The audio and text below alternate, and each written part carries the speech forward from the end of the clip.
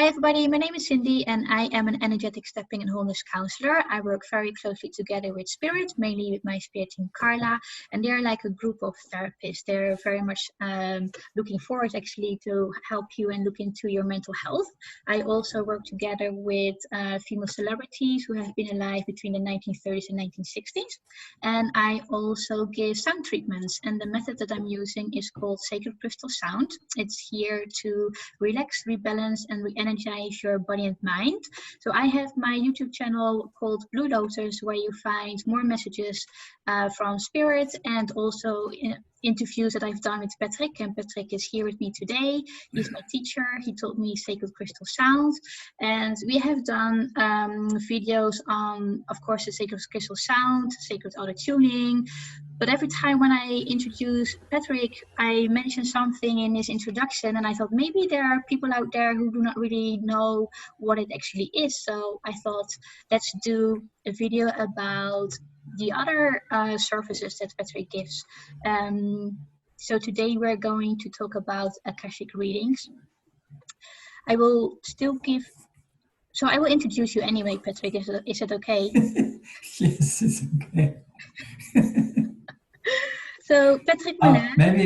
Maybe you should also say it was your idea to do an Akashic reading interview. I mean, an interview. What is this actually Akashic reading? Because I offered this and in the form of a consultation, and I thought it was great because it never occurred to me that what could do such a thing. So I'm grateful for it. Oh yeah, you're very welcome. You're very welcome. I'm happy to do this. There you go. Okay, so Patrick Moulin, he's the author of the Little Book of Oneness, which is available on Amazon. And besides being a writer, he also gives private consultations, which he calls Akashic readings. Patrick gives these readings in person or over the internet, and also to open groups. He travels between Central America and Switzerland to give workshops, Dolores Cannon quantum healing hypnosis sessions, individual energy sessions, and also he gives Sacred Crystal Sound, where he teaches and trains people in this method. So Patrick, welcome back to my channel. Today, as mentioned before, we're going to talk about Akashic readings. So the first question, what is an Akashic record, and what is the difference between an Akashic record reading and a normal consultation? Yes, actually, I needed a while to figure that out myself. Because the way it occurred in me, initially, I didn't even know how to call this, what happened. So perhaps I will include this also because it will express a bit better what I mean with Akashic reading. So when I received myself the Dolores Cannon session, that was in Arkansas. Dolores Cannon gave a course, and that in its own right is a very fascinating topic. But what happened was, in my case, it's as if some door opens. And one could say like this: quantum healing hypnosis sessions, like with the method of Dolores Cannon, acted as a trigger, but in principle, it could be other things. Each person is different. They could be coming through different things. Akashic readings, everybody is in principle equipped to do this. So in my case, this acted as a trigger. So what did it do? Suddenly, it's as if a filter was taken away and people were open books to me. And it was very drastic for me, for myself, because it was like an avalanche of information falls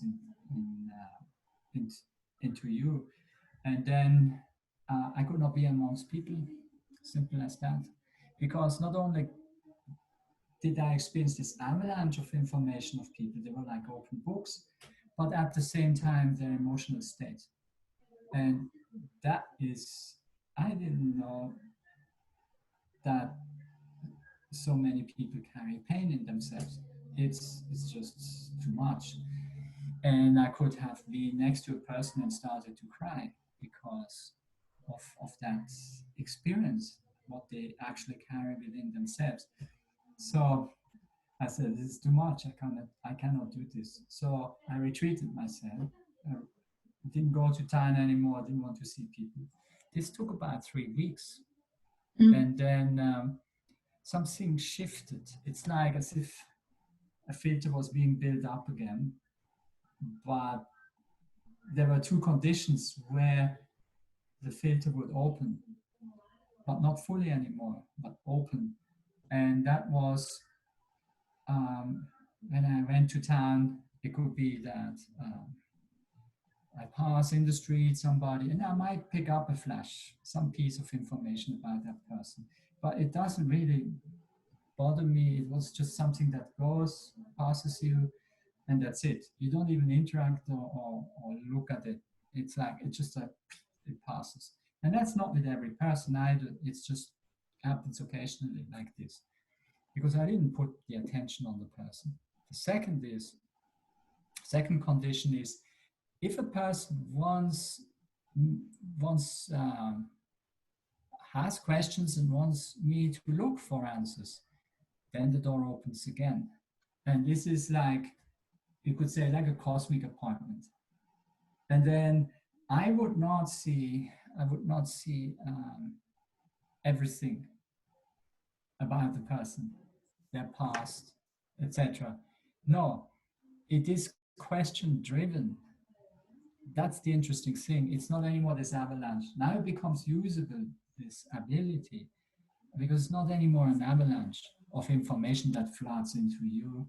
So what happens is I receive the question, and then in that state, and we get to this, in that state, it's as if I'm led to an answer. I'm not looking for answers, it's coming to me. And it initially gave me different impression how that feels, that state. First of all, it's a state, you go into deep silence, and then something happens in that state, deep silence. And the experience sometimes was as if I feel some kind of, for the lack of other words, energy packages left and right. But the question was as if I'm led to a place. It's not a place like as we know in 3D geographic place. It's like it's a sense of motion, you could say, to an answer. And then the answer is in front. But it's not in terms of a person talking to you. It's not an entity that talks to you. So it's not channeling people or entities. It's not at all that layer. It's another layer. And the information that is presented there is, again, for the lack of other words, it's like an energy signature package, something that includes all the five senses, sensing, feeling, seeing, hearing, smelling, tasting, whatever. It's all interwoven.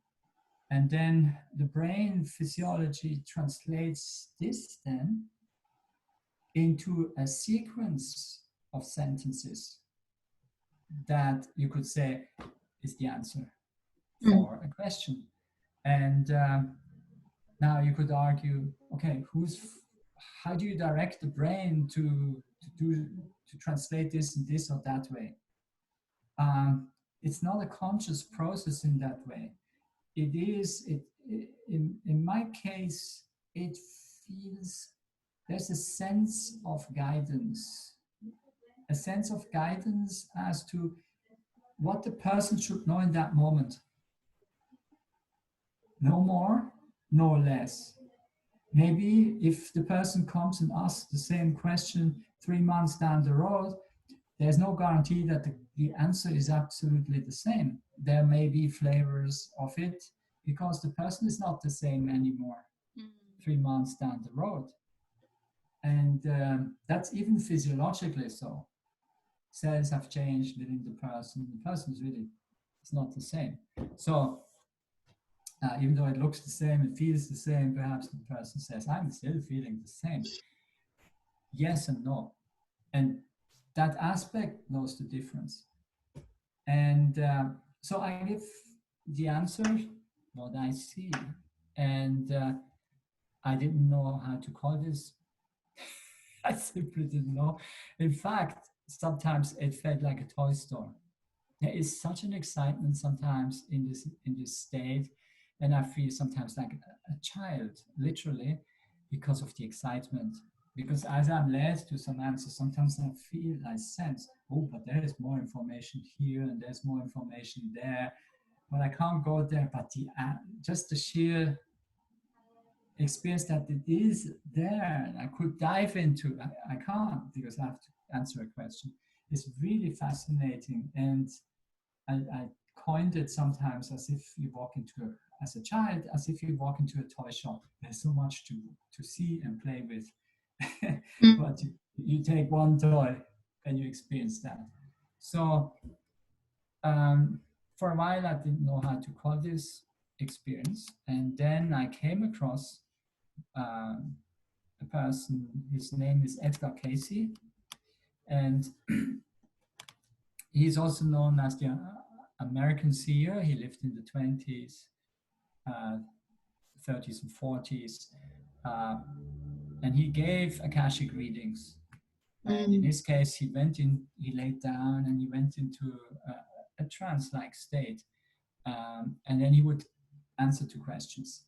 Now, he was a phenomenal reader, and he gave different descriptions as to what he experiences, and he would also mention it felt like a library. And that for me was a bit a trigger, because at times it is a bit like that, even though it's not with books, it's not material, it is a state of awareness that feels completely universal. It's as if the universe speaks, and with full authority. And uh, so, but you are that also. There's no separation. You are that. So he called it Akashic reading. And Akash is a Sanskrit word denoting the ether or the subtle space. As he took it from there. And he gave it a name. So I felt, well, I might as well call it that way. And that's what I did. And it evolved into people started to have questions, and I felt, okay, I might as well give consultations. I didn't plan for this on a conscious layer. One thing led to the next. So then I started to do that. And I started with consultations, and that was back in 2013, maybe. Okay. Then, short or long, thousands have gone through. So it's for me actually a very joyful, let's put it that way, because there's always something fascinating that comes up. That's in that way. Does that answer the question? Yeah, but yes, it does. But still, I'm a little bit more curious. So, when a person has a specific question, and what you're saying, like, I can get more information from this side, and a little bit more from that side.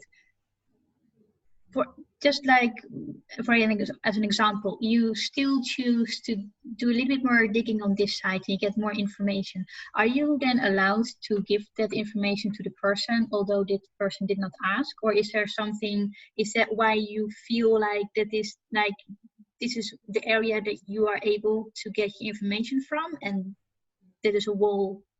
Yes. When I experience this, it's not that I say this to the client. Although I do have to say sometimes it slips, meaning, oh, that is interesting, but we don't have time for this. And I go to the answer, meaning the answer comes.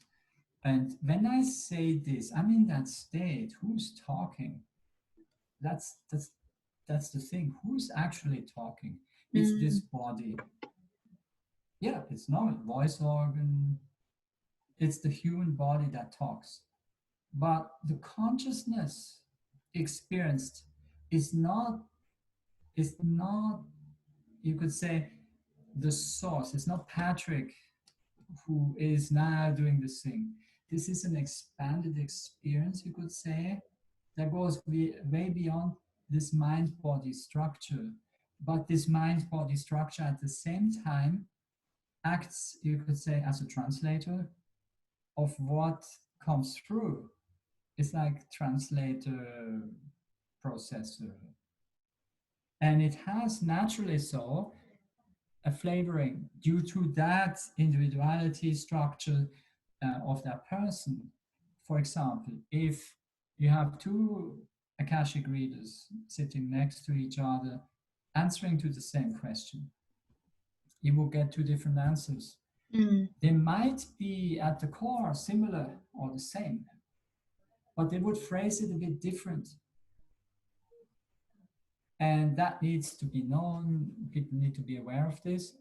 So what happens is some people feel more drawn to perhaps this person or perhaps that person.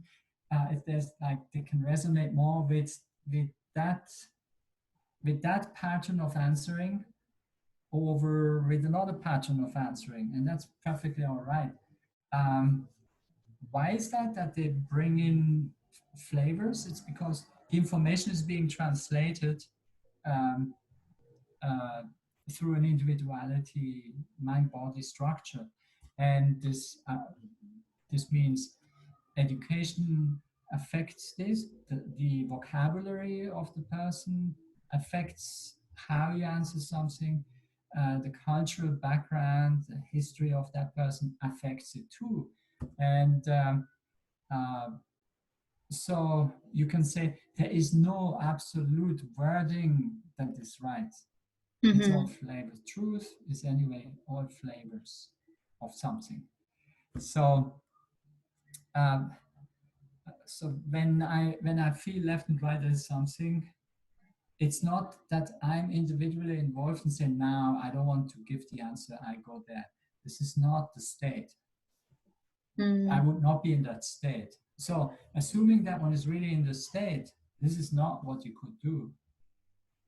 It's not based on individual choice of Patrick saying, heck, I want to know more about this. No, that doesn't occur even. Does that make sense? Yeah, that makes sense. Yeah, to me it does. Yeah. Perhaps one additional thing is there is more experience than really stated to the client. That's true. I see more, Mm. but not all of it is meant to be expressed. But that is how you differentiate what to say and what not. Again, it's not coming from the individual. It happens so it's so much as a flow of expressing something where you then see that was not expressed and that was not expressed. In that state also I feel the answer, and the answer, there's no separation. It's I feel emotional states associated with the answer. There could be many things because it's one package, but I might not express everything in detail. Why? You would need a week for a single answer of non-stop talk. That's Yeah. not possible. It's not possible. Mm. So is there anything that you would like to add when it comes to the word Akash, or where this word is coming from? Is there anything that you would like to explain, or why it is called like that? Now, this state of experience is a consciousness state one settles into. And this has been described by different cultures in a different way. Um, maybe certain native cultures, say in Australia, the Aborigines would call this different. They might call this, you go into dream time, or some others might call it again different. But there are there are degrees of, one has to be differentiating, because sometimes they mean also something different. But there are, you could say it like this: it is known. It's not something new. It's a very ancient thing. It has always been with the humans. It is a natural state that some knew how to get into. And in the ancient, for example, in the ancient Vedic culture in India, they have even described it as a state of awareness. They call it Ritam Parapragya, the state of awareness that sees the truth. And so there are different words for this.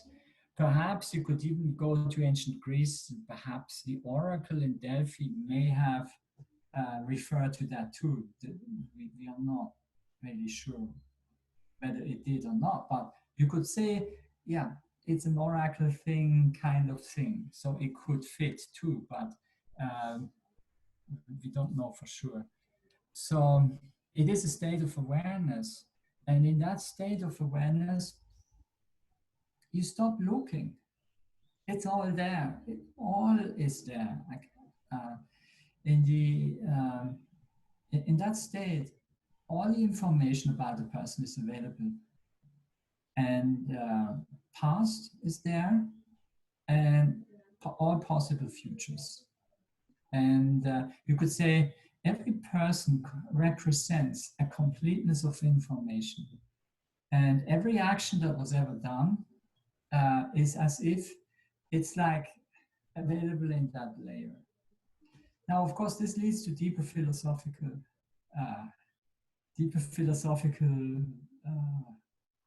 considerations, and this is endless. You could, of course, say, well, wait a minute. If everything is there, is it really created? Or is the person merely navigating through sets of memories and experiences this as life? Yeah. So this is a very interesting area, but maybe for another time. But this, because this is another bigger thing. So it touches upon what is actually reality. What's reality? And that in itself is infinitely fascinating. And but for practicality's purposes, if a person has questions about their life, about their work, about their partner, about their family, about what they are supposed to do, and anything, they can do this. They can come and do an Akashic reading, and it works equally for one person or for several at once.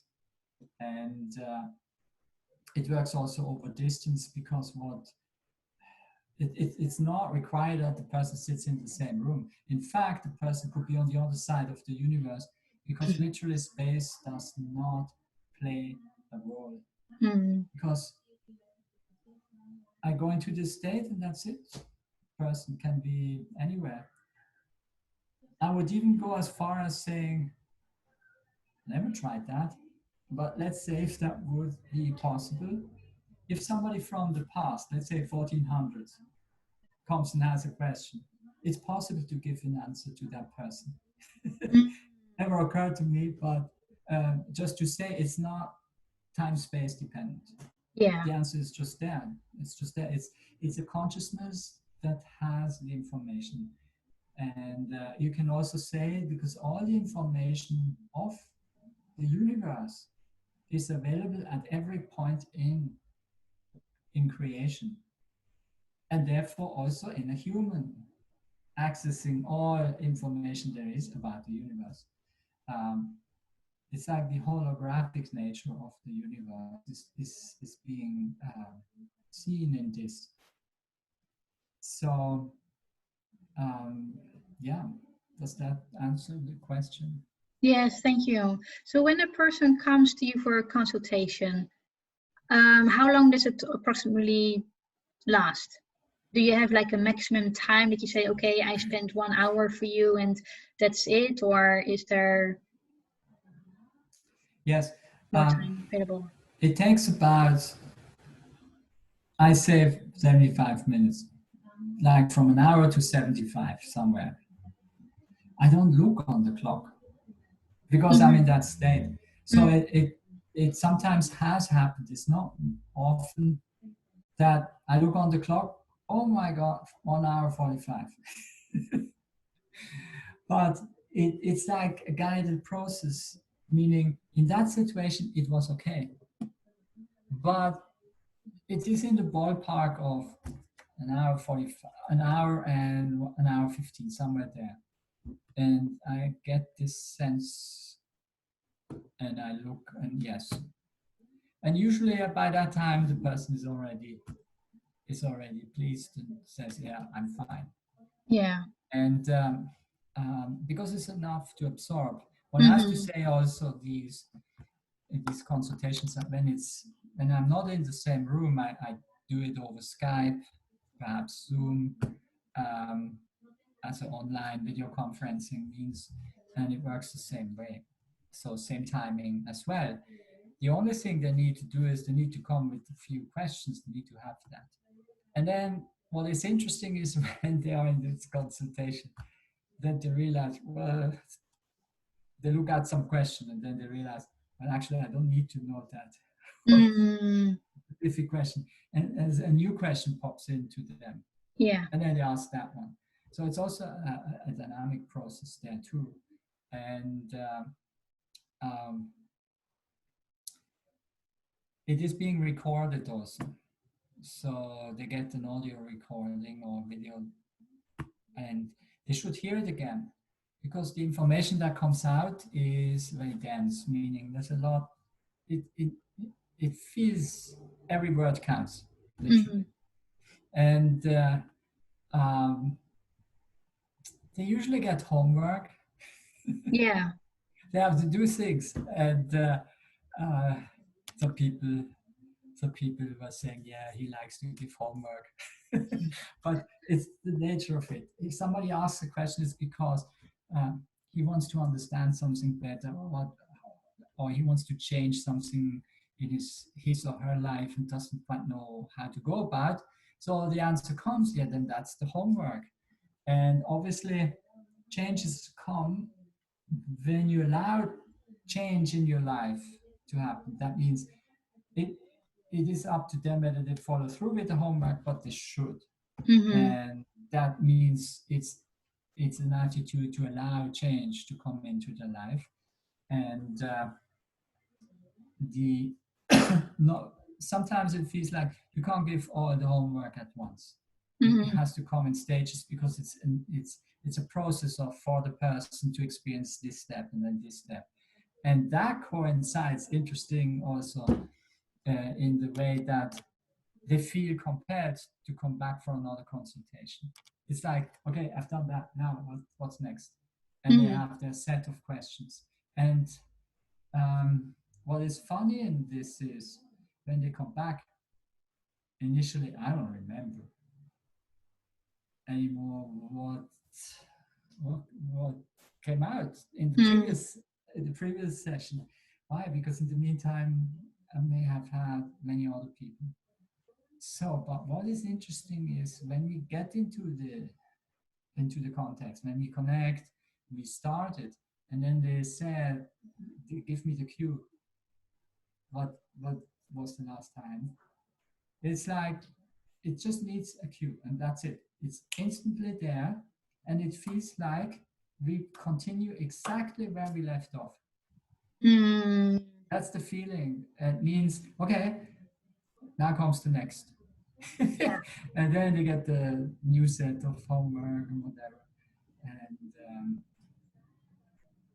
so it is at times, it's not for everyone. Some people come once and that's it, they are happy. Others, they come once in a while. That means they come maybe every few months because by then something more they want to explore. they have enough questions that they would like to explore. Others have gone into a mode, if you could say like this, it's a form of coaching. It's Mm-hmm. a form of coaching, meaning they come perhaps once a month and they say, okay, this is the situation. And we continue from there, and it's some kind of coaching going on with that person.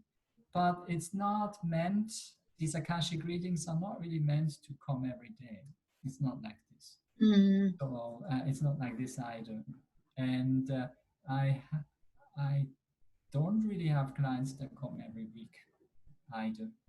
So if you compare this, let's say, with some other forms of let's say consulting, etc., where they go every week, it's not like this.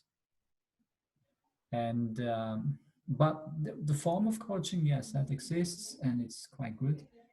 So whatever the person chooses, a one-off, trying and see, or whether the person is compelled. I would like to feel out more information down the road, and um, both exist. So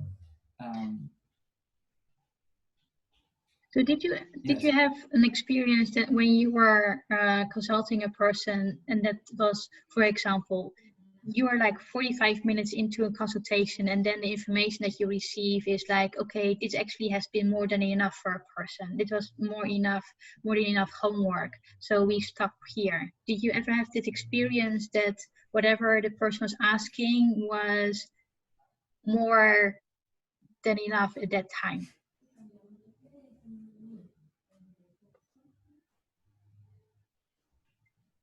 Not really, actually,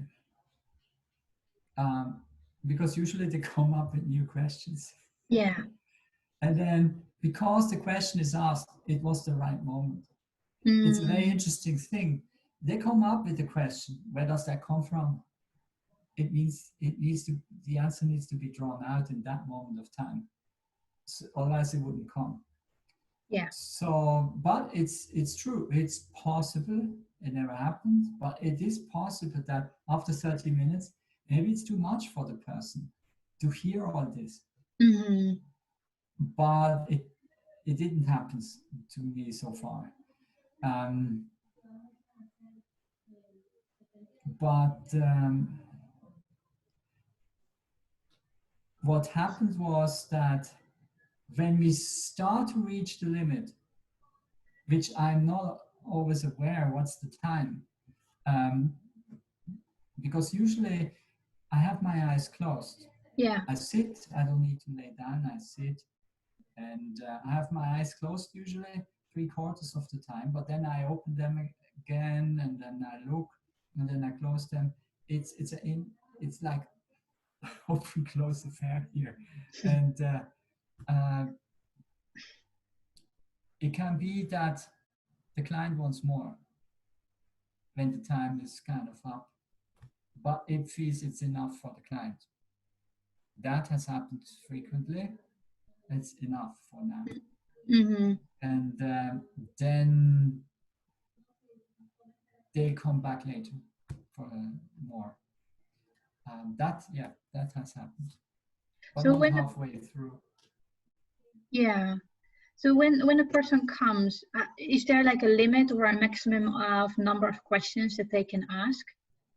Or they can ask a million questions, but there's no guarantee. There's no guarantee that we That get they to will be it answered. all. There's no guarantee that we can get to it. One needs to have common sense in this. Yeah. If somebody comes with 50 questions, theoretically, you could make it in that time. But honestly, because I never know what comes out, I don't know if I simply will answer in the form of yes or no, or if I start to answer and then it's kind of expanding into something that this person needs to hear, and then it would take longer naturally, then that would mean also less questions could potentially be asked due to the time frame, to the time limit. So I don't know. So 50 questions is probably too much.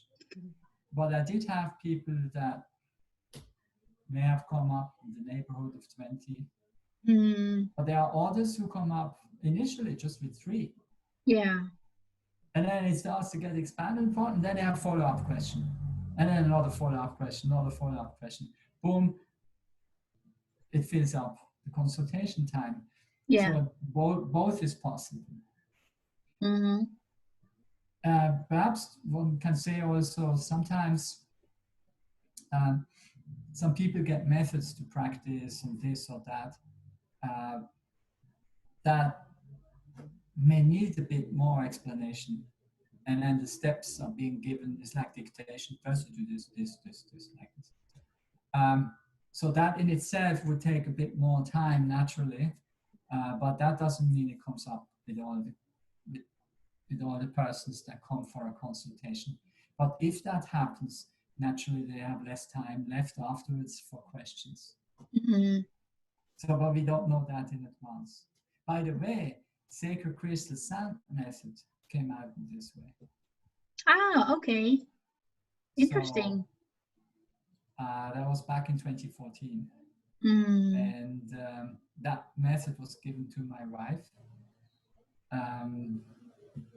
Dictated down to the detail, every step. And I thought, it's done. And then she practiced it, and people liked it. They came back for more treatments, and then at some point a person asked, do you teach this also? Can I learn this? And my initial reaction was, that was just from a consultation. It's just for her. So it's not that it occurred to me that this should be taught to other people, I said. But then 2 years later, it's as if maybe I'm slow. It's possible. But 2 years later, as if something dropped. And it says, now it's time, you should teach this. And then a small variation of that original teaching to her occurred. Again, down to the detail what to do. And the format of the class is how to teach aspiring practitioners of this. And that came out, and the first one who took that was back in 2017. And from then on, it started. And so sometimes I didn't know myself that this is for more people. And then at some point it clicks and says, okay, now it's time, teach it. So then I do it. Because that state, like for myself, I'm moving constantly in and out throughout the day. Throughout the day, goes in and out and in and out. So it's a dynamic process for me, but it's not necessarily for others. So, so you can imagine if there's a dictation of a method coming, it takes time. So, and then there's not much time left for other questions to ask. Yeah. So when a person decides, like very last minute, oh, I think I bring my mom with me or my sister, and then they will come up with 2 people, or there's a couple, or people are saying like, oh, let's go with a group of friends or family members. Is it possible for to do this as well? Yes.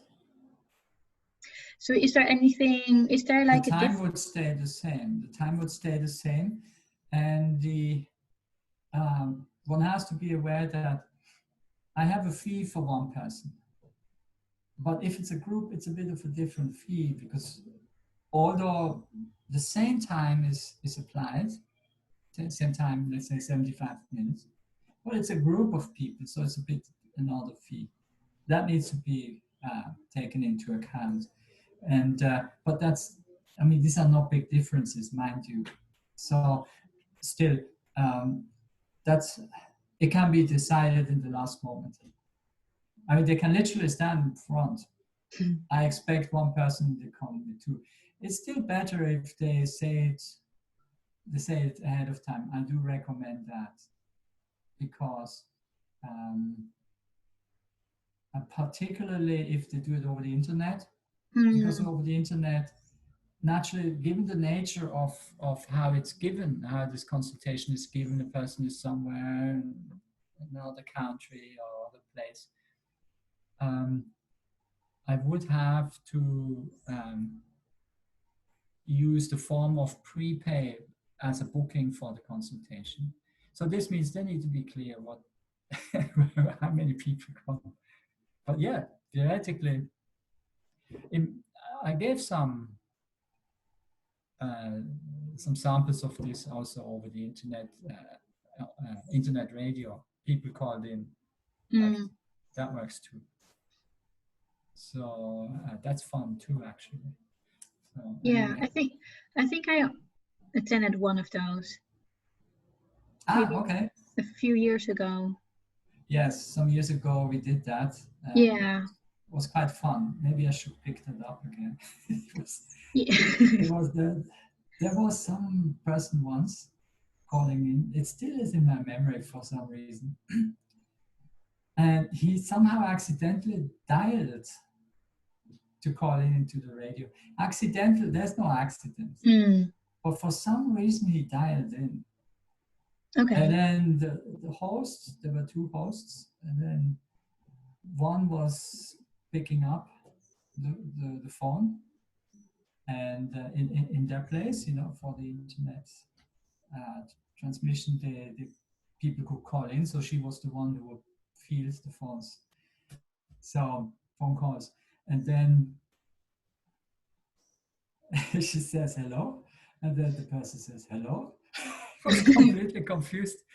And then I don't know in what state he was that he would literally call in that way. It's I don't know how it happened, but he called in and he was surprised that he's in the show. And then Nice. and then she said, and she knew him even. And she said, "Oh, that is you." And then they started talking. Then it was very funny actually. And then she said, "Do you have a question?" And then he says, "Actually, I don't have a question. I'm just enjoying listening to this show." And she says, "But you can ask now. You're in the show. Wouldn't you like to ask a question?" He says, "No, maybe later." And Cool. then so she hung up. He hangs up. And then she says to me, "Do you have anything to say about this?"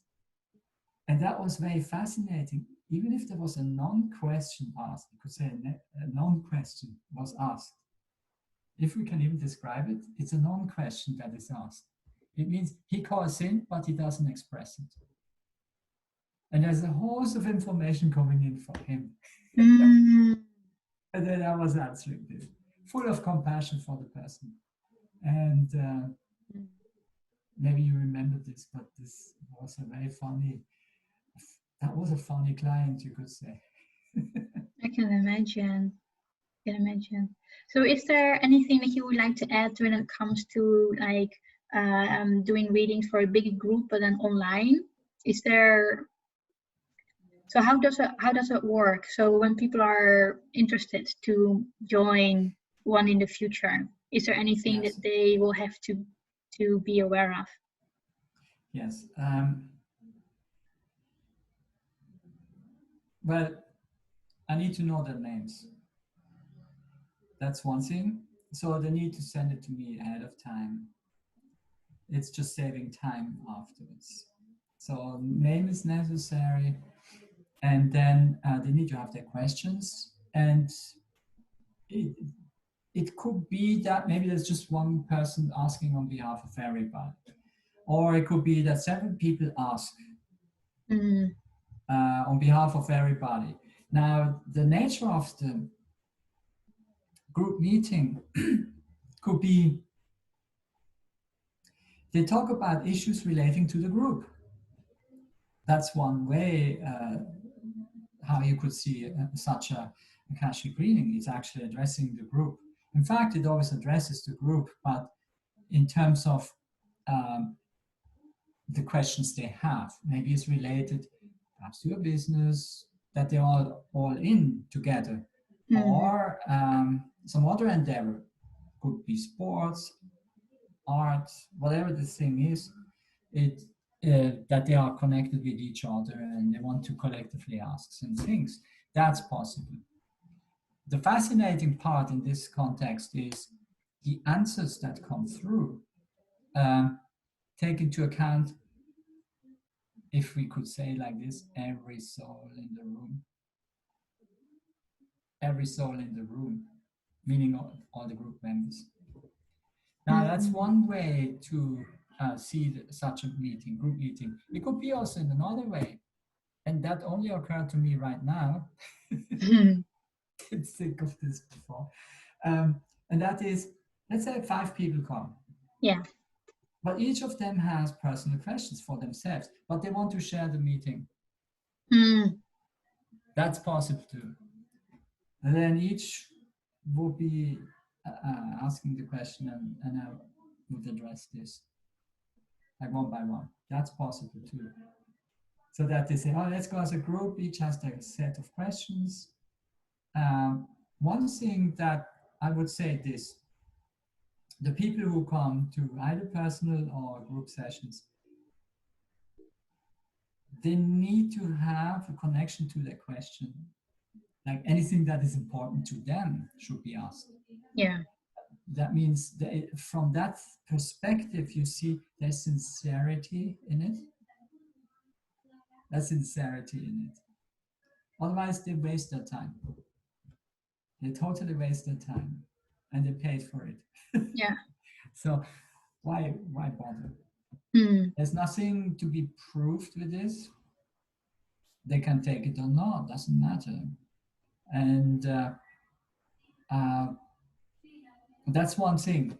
The other is sometimes a question is asked and they don't get an answer. It's possible in the sense that's not the time for you to know right now.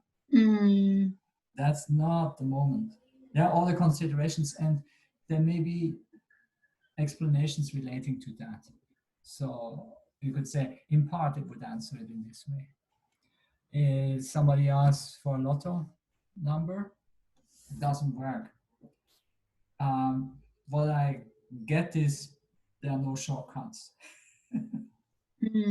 So I never have experienced that this should be given through such a session. So I wouldn't even bother going there. Use the time for you personally what's important. That's good. But there can be also questions that are of more general nature.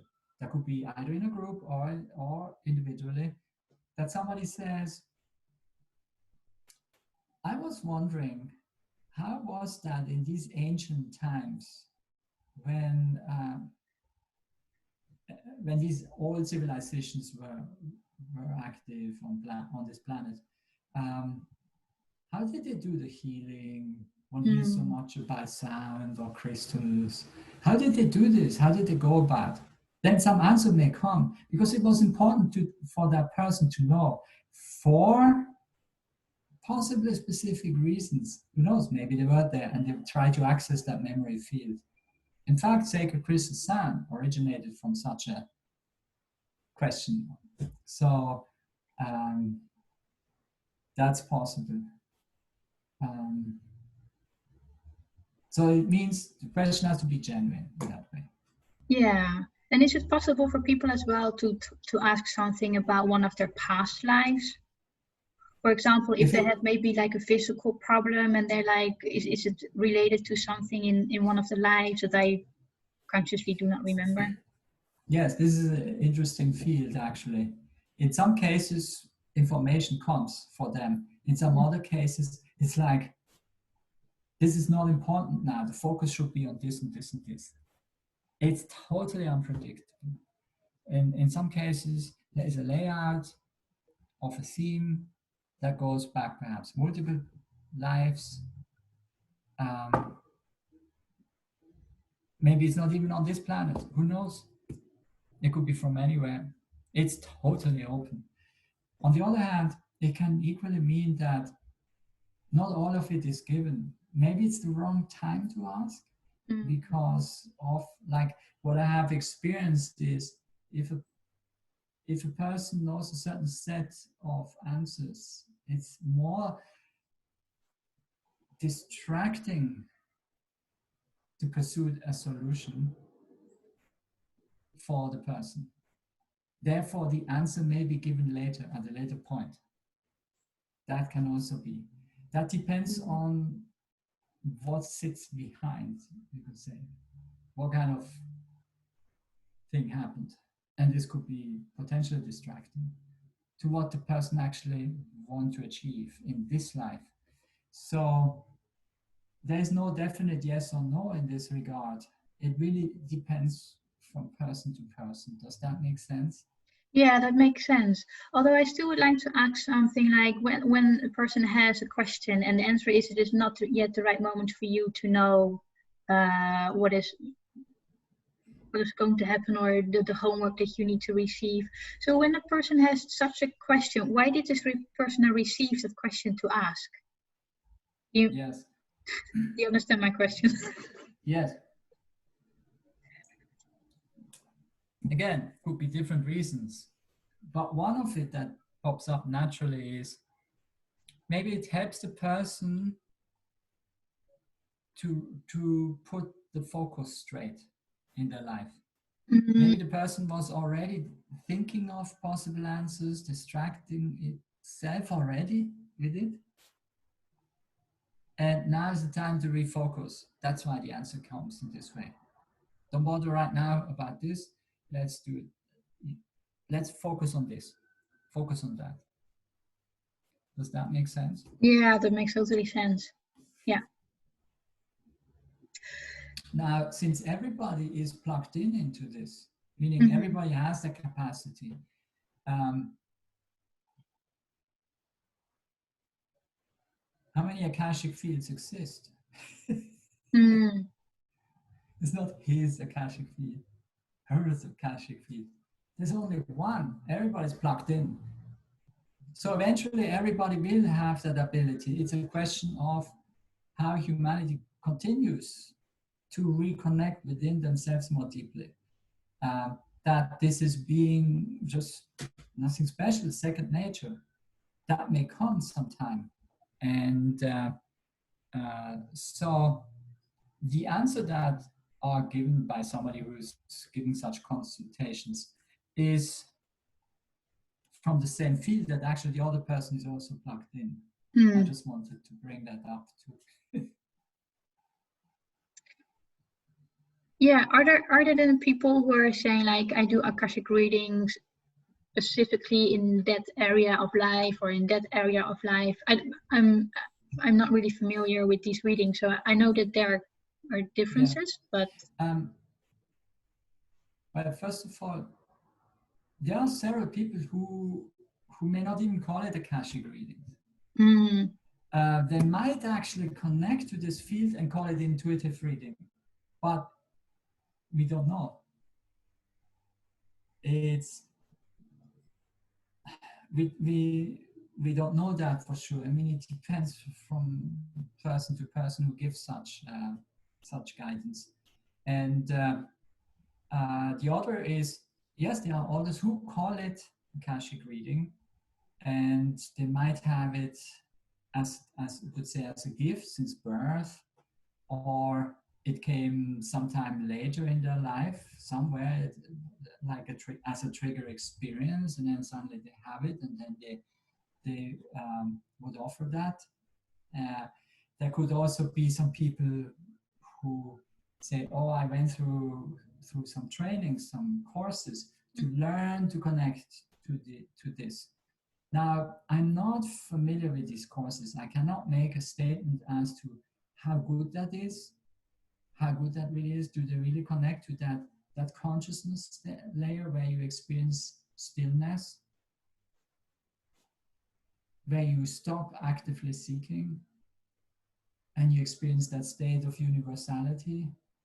I cannot comment on any of these courses because I never needed to look for. I literally stumbled into this in a way. And then I was busy just with that. But there may be also good classes. And that actually puts it, somebody asked once, why don't you teach this also? And so far, I have not been shown how to do this.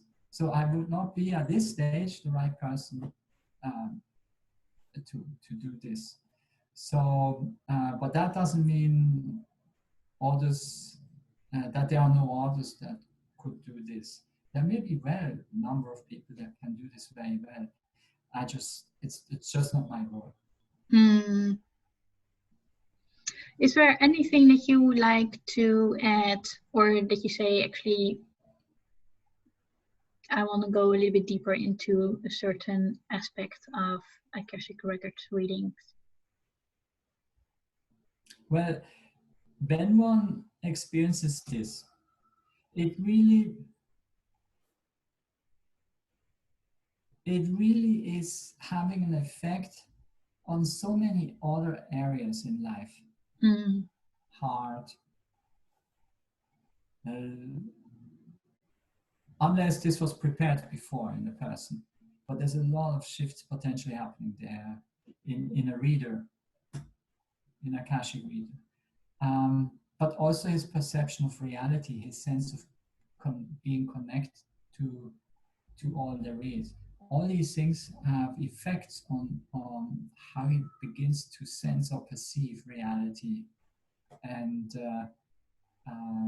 that's, to some, perhaps a gradual process, to others it's like a big shift. So to experience this kind of state has effects on all areas of life potentially. And because my spiritual teacher used to say, knowledge is different in different states of consciousness. So this pre-assumes there are states of consciousness, it's not always the same, which in a way is really common sense. We have sleeping, waking, and dreaming, but there are all higher states, so-called higher states of consciousness. And you could then say one's perception, inner perception, outer perception, may also be affected by this, and we perceive information in a different way. We experience it in a different way, and therefore with the experience, knowledge is different in different states of consciousness. I can give you an example. You sit in a room and it looks normal, it has some furniture, you sit there. Now you just say, I have to wait here, so you start to do a little bit of, you do a nap. In that nap, the head goes down, it's like this. And you go into a dream state. Yeah. Well, there's no room anymore, most likely. You may be somewhere. And that's real for you. You're in the dream. Now, that opens another book about lucid dreaming, but let's leave this aside. But it's like you're in a dream. So that's a totally other reality for you. And then you come back. You stop dreaming, you wake up, oops. And you see, yeah, that's the room again. That tells already in itself a lot about reality. And that goes, of course, into potentially into quantum states and other things. We don't have time now, but it's who makes up the reality also. It raises that question. Who makes up the reality? Is there a reality independent of you or not? These are mind-boggling questions potentially. And so when somebody experiences Akashic reading, these things may start to come up in a person. Oh, by the way, I need to state also, I do give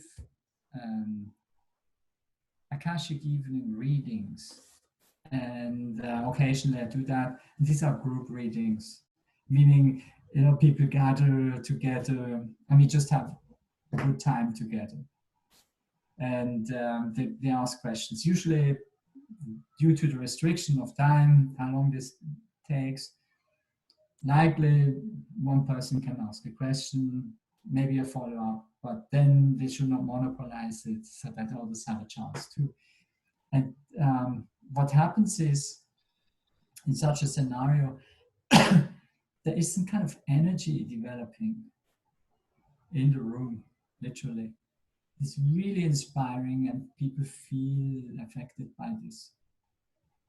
It's as if there's some form of presence there, but it's not external, it's internal. It's like a high,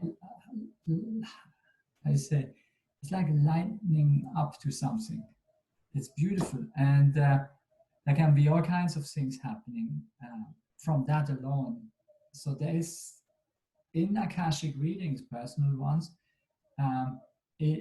many have told me there is some kind of energy that is related to these readings, and they feel that. So that is, haven't explored this further, but this is definitely a reality because people feel it. And that I wanted to mention, that this in its own right is actually beautiful. So when people would like to reach out to you for a consultation, what is the best way for them to reach out to you? Usually they send me an email, maybe, or how do they do this? I haven't really advertised this in that sense. It is word of mouth. I have it on the website. I listed it, yes, but other than that, I haven't really. It's funny, but if they really want to have such a consultation, by all means, this would be really nice for them, and they should contact me through the website. There's a contact us page there. Write me, and then I will contact you back, and then we can go through the rest, set up the timing and all. And so the short answer is go through my website. Perfect. Is there any last words that you want to say?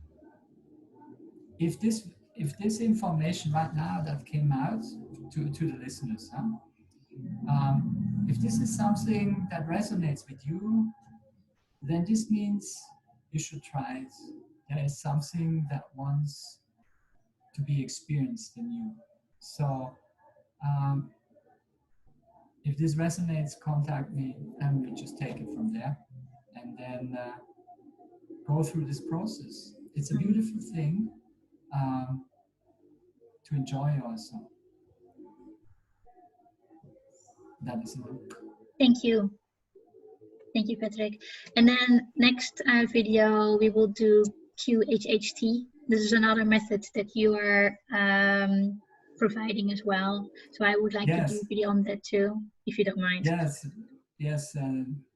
Dolores Cannon quantum healing hypnosis method, fantastic. It's she was a highly interesting person, very very beautiful to be around with, very inspiring, knowledgeable, and yet so normal. It's beautiful.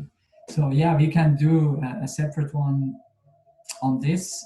My experiences giving these sessions to people, as far as I can tell, meaning I cannot go into, there's confidentiality, obviously, so it will be to a degree general.